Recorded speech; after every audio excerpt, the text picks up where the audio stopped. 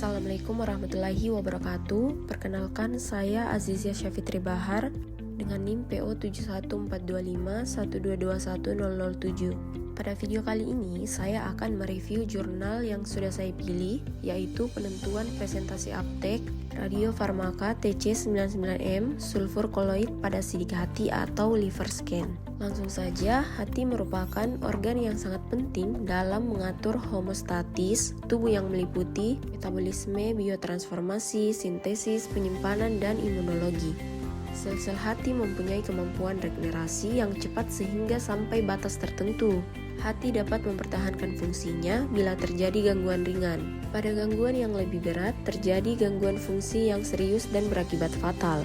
Kemudian, untuk mendeteksi serta meminimalisir kelainan patologis pada hati, perlu dilakukan evaluasi fungsi hati, yaitu dapat dilakukan dengan uji laboratorium serta uji diagnostik. Kemudian uji diagnostik yang telah dilakukan yaitu dengan menggunakan USG, CT scan, dan MRI. Dari hasil uji diagnostik, didapatkan hasil dalam bentuk citra anatomi organ tubuh, sedangkan dari hasil laboratorium didapatkan hasil patofisiologi enzim maupun petanda tumor hati. Kemudian, tujuan penelitian dari jurnal ini yaitu untuk menentukan presentasi aktivitas aptek radiofarmaka TC99M sulfur koloid pada hati dan organ lainnya melalui pemeriksaan sidik hati. Kemudian mengevaluasi fungsi dan morfologi hati berdasarkan hasil citra dan nilai aptek yang diperoleh.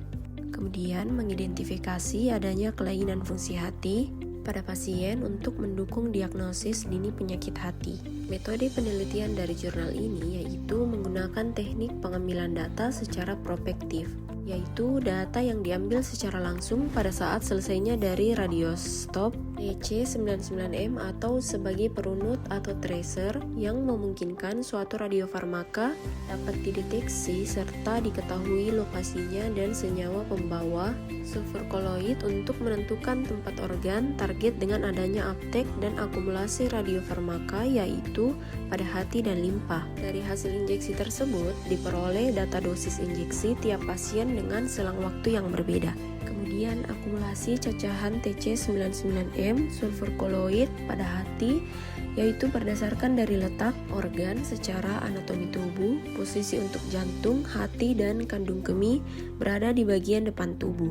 Sedangkan posisi untuk organ ginjal dan limpa berada di belakang tubuh. Hingga untuk metode pemeriksaannya digunakan mode pemeriksaan anterior atau bagian depan tubuh untuk organ jantung, hati, dan kandung kemih, dan mode pemeriksaan posterior atau bagian belakang tubuh untuk organ ginjal dan limpa.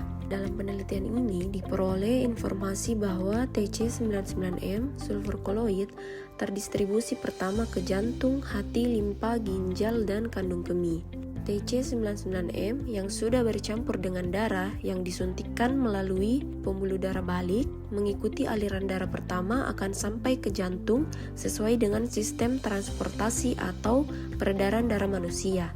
Kemudian TC99M sulfur koloid sampai ke organ sistem retikulon endotelium atau diantaranya hati dan limpa. Secara cepat dibersihkan kira-kira 2,5 menit. Kesimpulan dari jurnal ini yaitu nilai akumulasi cacahan radiofarmaka pada hati semakin meningkat seiring dengan bertambahnya waktu. Nilai rata akumulasi TC99M sulfur koloid pada waktu 5 menit kurang lebih 4,7 CPS dan waktu 1 jam kurang lebih 9 CPS. Rata presentasi aptek TC99M sulfur koloid pada organ hati, limpa, ginjal kiri, ginjal kanan, jantung, dan kandung kemih masing-masing setelah waktu pencitraan 5 menit sebesar 70,8%, 21,9%, 3,9%, 1,3%, 1,8%, dan 0,3%. Sedangkan setelah 1 jam sebesar 72,7%, 23,5%, 2,2%, 0,7%, dan 0,2%. Pasien yang memiliki hati normal berjumlah 18 pasien dan yang memiliki hati abnormal berjumlah 10 pasien. Nilai aktivitas aptek yang lebih akurat dapat diperoleh dengan memperbanyak subjek penelitian dan memperbanyak waktu pemeriksaan setelah injeksi dengan berbagai macam teknik pengambilan posisi organ. Selain itu, diperlukan proses pembuatan ROI yang lebih teliti agar sesuai dengan batas organ yang diinginkan dan menggunakan rasio to background. Sekian dari saya, terima kasih. Wassalamualaikum warahmatullahi wabarakatuh.